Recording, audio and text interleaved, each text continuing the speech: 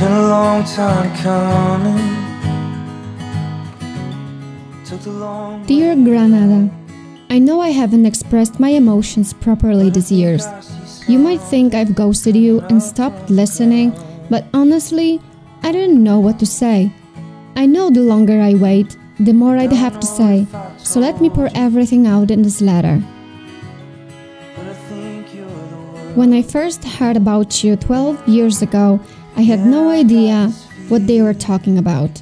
Anyway, they left me curious, so a year later, I was on my way to meet you in person as an exchange student of the Erasmus program. It was love at first sight. You didn't know me, I didn't know you, but we made it work. Even though we didn't speak the same language. The language barrier, the culture, and the fact that I was robbed the second week I arrived didn't help our relationship evolve. I was scared of going out, so every time I went out, I did it without any wallet or phone, just a cash in my bra. like a wildfire burning, you set me on fire. We don't have many pictures of us together. In any case, social media wasn't a big deal. Instagram was just a newborn, so all the images stayed in my head and are still incredibly vivid, as if it all happened yesterday. Unfortunately, this half a year went by in the blink of an eye. I had to go. Suddenly, I saw myself on a bus to a new place and I cried like a baby. I had to leave you behind. I slowly was heading back to reality and had to face the fact that you are just a memory of the best times of my early 20s. The first flight alone, the first time living abroad, the first love, the first time being robbed, the first a lot of things that happened, and the one big goodbye, which really meant until I see you again. And I will always love you. I will always care about you. And I will always love you. I will always care about you. Come on, run away with me. We could see what there is to see. And your love's like a crazy dream. It's true what they say. Once you've had your first taste of the sky, all you want to do is to do it again. The post-study abroad depression hit me hard. Everything around me that once was so familiar wasn't feeling like home anymore. And the only time I felt like home was at the airport. Thanks to you, I realized how much I love to be uncomfortable and challenged, and the only way to do that is to have my own money.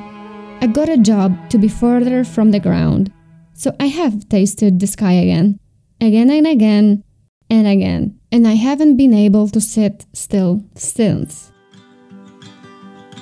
One day, 5 years later, I read words by Pascal Mercier. We leave something of ourselves behind when we leave a place. We stay there, even though we go away. And there are things in us that we can find again only by going back there. So you see, I didn't tell you, but that's how I decided to come back and see you again. Looking for answers to the questions that kept me awake. I needed to see how and if you had changed. I kept improving and desired that something of me that I left behind with you. This time, when I visited as a traveler, it turned out I felt like I hadn't left. I was 22 again, and you had no idea how much I missed it. I remember days when we were all so young, waiting for the sun to rise on us.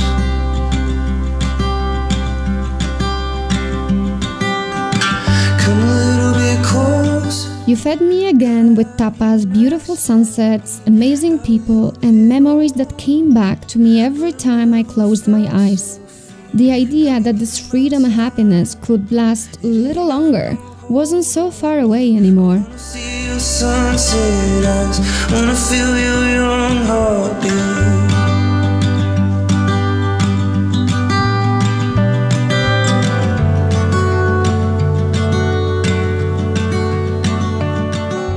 me if I would come back, if I'd like to taste an adult life and this time to be fully present in all that you want to offer. You planted a seed in me that I have been watering for so long that I actually packed my bags and moved. The possibilities for having my dream come true were endless. Even though it wasn't easy, I must say, sometimes you saw me crying and feeling hopeless, but it was all worth it.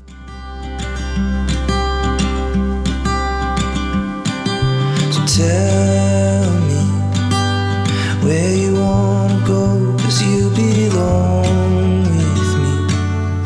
We could climb the clouds or we could sail the sea. We won't know. Remember when I got a job? Didn't matter that it was 60 kilometers from you. In the afternoons and evenings, I could be with you and enjoy the present, while during the day, I could work and gain experience.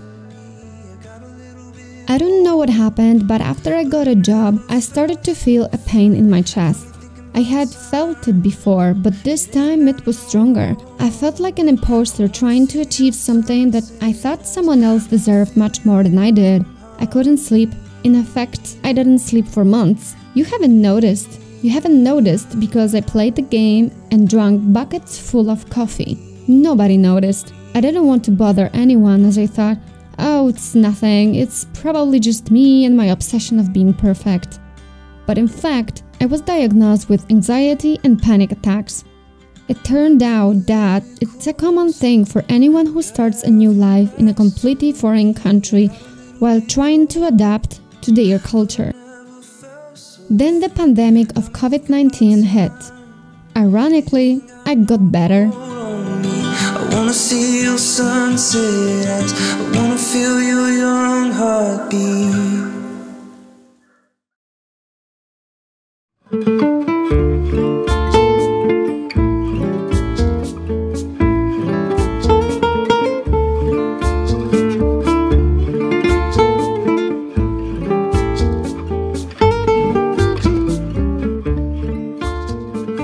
Soon, in July 2024, we'll celebrate the 5th anniversary of my moving in.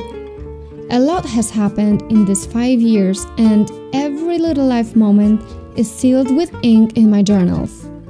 Each one has shaped me into the person I am today, and I have only recently begun to appreciate and like that shape. The most independent I've ever seen, the strongest and most vulnerable I've ever been, and more lost than ever, even though I found myself.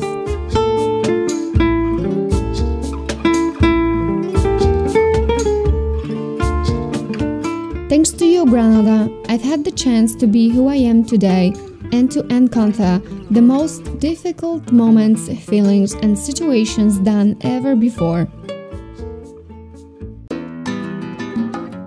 You made me see the beauty in sunny days and that summer can be a synonym for hell.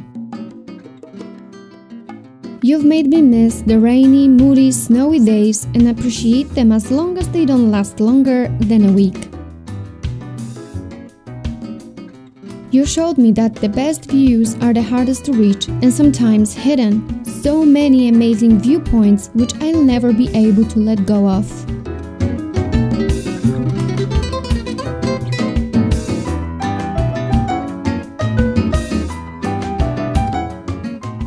You have amazed me with beaches and how much I've come to love them, even though I still can't swim. You have proved to me many times that being stuck and stubborn is a way of going backwards, not forwards. You have shown me that living slowly isn't so bad as long as you don't do it for so long that it becomes procrastination. You explained very well that doing nothing is not a sin.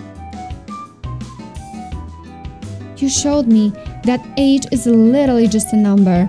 You can be still fit, funny, and young at 60, and you can still go out and drink gin and tonic with your girlfriends at 80. I fell in love with that mindset. You made me realize that escapism doesn't solve problems. It's just a temporary escape from reality which hits you harder as a thought of change because obviously you're not happy. You made me realize that I'm not made to live in one place. It makes me unhappy, and the routine or lack of proper stimulations in my overthinking brain is killing me. You've taught me that job titles don't define anyone, and you're not truly yourself if what you do isn't fulfilling and only leads to disappointment or unhappiness. Nevertheless, it's also okay to just do only what you're paid to do. The rat race isn't good for anyone. You've taught me that success has as many names as there are people on earth. You showed me that it's okay to be single and happy on your own, to accept your beliefs, have boundaries, and not look for validation anywhere. Everyone has different priorities, and breakups don't have to be a bad thing. Speaking about love, you made me realize that sometimes love is not enough.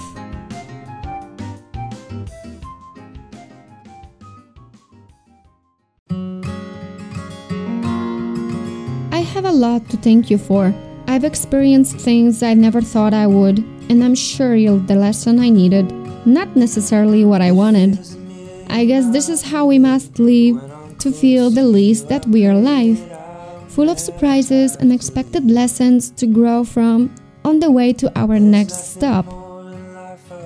For the past couple of years, I found myself on the edge and totally ignored my state of negative being. I thought it was temporary, as I've always been a stubborn optimist. However, the struggle for fulfillment with ambition and unattained professional growth that seems impossible to attain here affected my well-being. I'm not sure if what I do is what I'm supposed to do for the rest of my life, even though I love it. Is there a limit? Are we supposed to try more than one profession to find the real vocation? I'm asking myself new questions that remind me of the past when everything seemed so difficult to unravel, until a simple solution appeared. But now, they look a lot tougher than before. This time it's about a career, deeper development, and the place to belong, not just an adventure.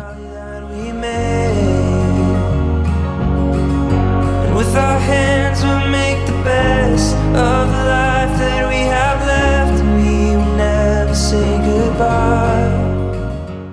There are so many differences between us that interfere with our forgotten goals and desires. My current fulfillment is a little wired, and I'm seeking the truth in a profession that combines two vocations, one of which was once my only dream.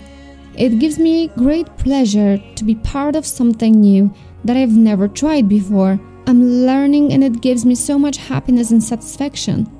I feel alive again. You see, Granada, that's why I haven't written or spoken to you lately. I was afraid you'd judge me. But how could I think so little of you when you're one of the biggest achievements I've ever fulfilled? Hold you in my thoughts and eyes, Paulina. And with our hands we'll make the best of the life that we have left, and we will never say goodbye. And if we do, we'll meet again, knowing love was heaven sent, and I've never felt this way.